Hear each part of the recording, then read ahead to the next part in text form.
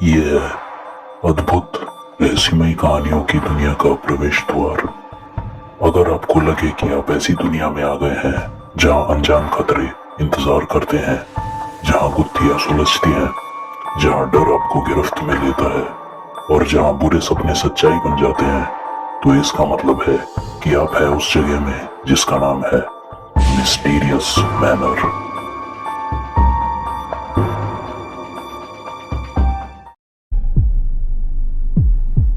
एक विशेष न्यायालय में एक विशेष मुकदमा चल रहा था, जहां मुलजिम भी विशेष था और न्यायाधीश भी विशेष थे। तुषार मेहता नामक उस मुलजिम का कोई वकील नहीं था, वह स्वयं अपनी पैरवी कर रहा था। न्यायाधीश ने कहा, तुषार, तुमने जो किया वो गलत है और एक प्रकार से प्रकृति के विरुद्ध है। यदि तुम अपनी सफाई में कुछ ऐसा कह पाओ जिससे कि हमें विश्वास हो कि जो तुमने किया वो पाप नहीं था, तो हम तुम्हारी सजा माफ कर देंगे। वो कौन सा कारण था तुमने इस प्रकार का अपराध किया? तुषार ने कहा, जो मैंने किया वो आपकी दृष्टि में पाप है, किंतु मेरी दृष्टि में नहीं। विस्तार से बताओ। मैंने बचपन से अपने जीवन में कई दुखों का सामना किया। वैसे तो मेरी जीवन गाथा आप जानते ही हैं, किंतु फिर भी आपके सामने अपनी बात रखने के लिए मैं इसे पुनः दोहराना चाहूँगा। कृपया मुझे अनुमति दीजिए। ठीक है, बोलो। अतीत की धुंधली परछाइयों में मैं अपने दुख भरे बचपन को याद करता हूँ। दूर का सपना बनकर रह गया, माँ का प्यार भरा स्पर्श जिसे भाग्य ने मुझसे उसी दिन छीना जिस दिन मैंने जन्म लिया था। मेरे मातृहीन अस्तित्व को दिलासा देने के लिए मेरे पिता ने इस आशा के साथ दूसरी शादी की कि घर का ख्याल रखने वाला एक साथी मिलेगा, ममता की छाँव मिलेगी। लेकिन उन्हें नहीं पता था कि जिस माँ को उन्होंने चुना उसका दिल हमारे घर पर पड़ी दुखों की काली छाया से भी अधिक काला था। जिस प्यार, जिस ममता को वो मेरे लिए ढूंढ कर लाए थे, उसकी जगह घृणा और निर्ममता ने ले ली। जख्मों से भी अधिक गहरे दाग छोड़ते हुए मेरे दिन कभी न खत्म होने वाले दुख और कष्ट के भंवर में ही मिलकर रह गए थे।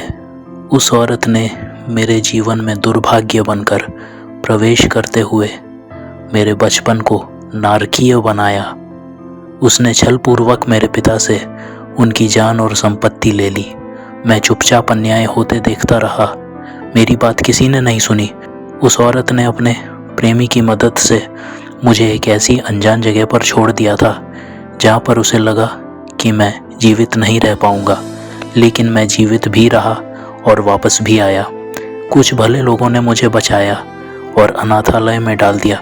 वहाँ भी मेरे साथ अत्याचार हुआ, लेकिन किसी तरह उस वातावरण में संघर्ष करते हुए मैंने इतनी शिक्षा प्राप्त की कि एक वकील बन सकूं और न्याय के लिए लड़ सकूं।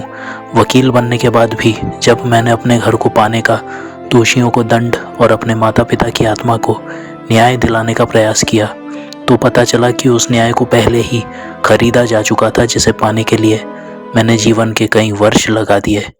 जिस न्याय को पाने के लिए मैंने कभी शादी तक नहीं की, वो गुनाहगारों की गोद में खेल रहा था। जीवन में इतना संघर्ष करने के बाद भी ऐसा भयानक अन्याय देखने को मिला, ये मुझसे सहन नहीं हुआ और इसीलिए मैंने वो कदम उठाया जिसके लिए आज मुझे यहाँ कटघरे में आपने खड़ा किया है। तुमने जो कुछ भी किया वो अपने कष्ट भरे जीवन से विचलित होकर किया। ये स्पष्ट है कि तुम्हें कई दुखों का सामना करना पड़ा। दुर्भाग्य तुम्हारे शरीर का अंग बनकर रहा। ऐसे में किसी भी मनुष्य का साहस खो देना बहुत सरल है, किंतु तुम्हें सरल कार्य पर अपने कर्तव्य और पुरुषार्थ को प्राथमिकता देना था। तुमने ऐसा ना करते हुए सरल कार्य का चुनाव किया। जो सरल हो वो सही हो, ये आवश्यक नहीं। तुम्हें साहस से काम लेना चाहिए था। तुमने साहस को खोकर गलती की, ये दंडनीय नहीं है, किंतु पूरी तरह से उस गलती के वश में आकर अपराध करना क्षमा के योग्य कतई नहीं है। तुमने जो अपराध किया है वह अक्षमनीय है। यदि धर्म और न्याय के मार्ग पर चलते हुए किसी अधर्मी को मारने का कर्तव्य निभाना हो तो बात अलग है, अन्यथा किसी भी जीवन को समाप्त करने या किसी के भी प्राण लेने का अधिकार धरती पर किसी भी मनुष्य को नहीं है। तुमने जो कुछ भी किया वो पूर्णतः मानव धर्म के विरुद्ध है। भले ही तुमने कितने भी कष्ट सहे, तुमने हत्या जैसा गंभीर अपराध अवश्य ही किया है, जिसका दंड तुम्हें हर स्थिति में मिलना ही चाहिए। पर मैंने किसी की हत्या नहीं की। तुमने किसी की नहीं, किंतु अपनी हत्या तो की। चाहे हत्या हो या आत्महत्या, जो जीवन दिया जाता है उसे जीना मनुष्य का कर्तव्य होता है। तुम इस कर्तव्य से विमुख हुए, जिसके लिए तुम्हें दंड दिया जाता है। इस न्यायालय द्वारा तुम्हारी आत्मा को नरक में भेजने का निर्णय लिया गया है, जिसे बदलना असंभव है।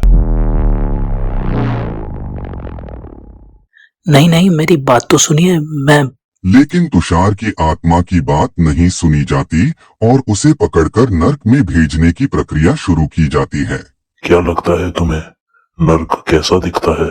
आग में जलती हुई एक ऐसी जगह जहां भयंकर दिखने वाले दैत्य और राक्षस सजा देने के लिए तैयार रहते हैं, उसी नर्क की आग में जलने जा रहा हूं।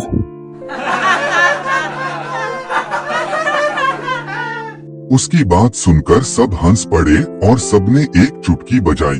उनकी चुटकी बजाते ही तुषार की आत्मा अपने पिछले जीवन का इतिहास भूलते हुए परमात्मा के न्यायालय से गायब होकर धरती में एक औरत के गर्भ में प्रवेश कर गई।